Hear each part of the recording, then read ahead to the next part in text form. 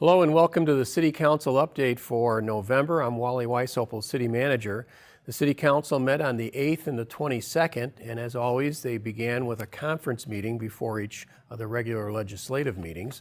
And at the conference meeting, they had discussion with regard to utility rates. They hear a presentation from our City Finance Director, and they debate whether or not the funds with the appropriate rates will be sufficient based on the numbers of projects and the expenses. And then the City Council also had a discussion about accessory dwelling units. Accessory dwelling units might be thought of in the past as granny flats or opportunities for a family member to live in an apartment within the home.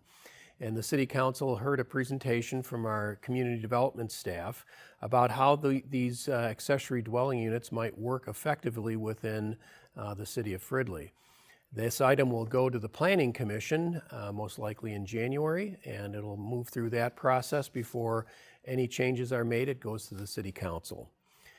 The City Council also heard an update on City of Fridley employee health insurance rates. The City Council heard a presentation from Becca Helligers, our Employee Resources Director, on the cost increases for our city employee insurance and the fact that we're switching from one provider to another to save some money.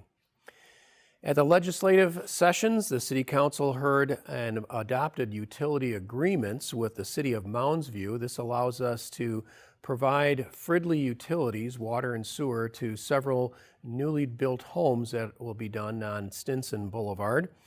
The City Council also heard a proposal and approved a grant from DEED, the Department of Employment and Economic Development, for the Willows apartment complex that's on the old City Hall site.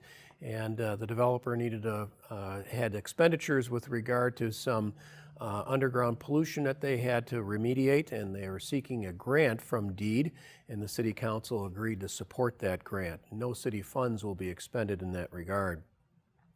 The City Council also had a first and second reading approval for changes to the sign ordinance. And our sign ordinance governs all types of signs within the city, but many changes needed to be made because of some court cases that were recently passed with regard to the regulation of signs and the terms or the freedom of speech on those signs, and that the city cannot regulate signs based on speech. So many changes needed to be made in the sign code, and the first and second readings were approved, and that will go to recodification from there and it become effective in January. The City Council then approved a change in our Community Investment Fund.